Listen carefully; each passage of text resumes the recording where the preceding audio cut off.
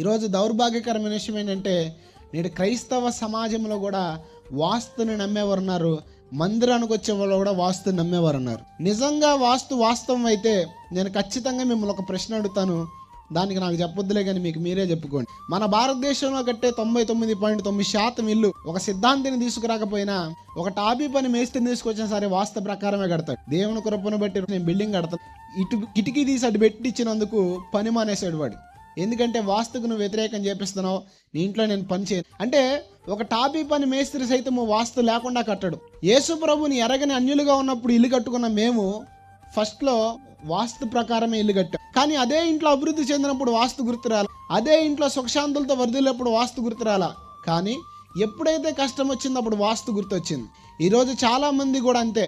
అదే ఇంట్లో సంతోషంగా ఉన్నప్పుడు గుర్తురాదు, అదే ఇంట్లో సంపన్నంగా ఉన్నప్పుడు గుర్తురాదు. కానీ చిన్న కష్టం రాగానే మొట్టమొదటి గుర్తొచ్చేది ఏంటి తెలుసా? వాస్తు.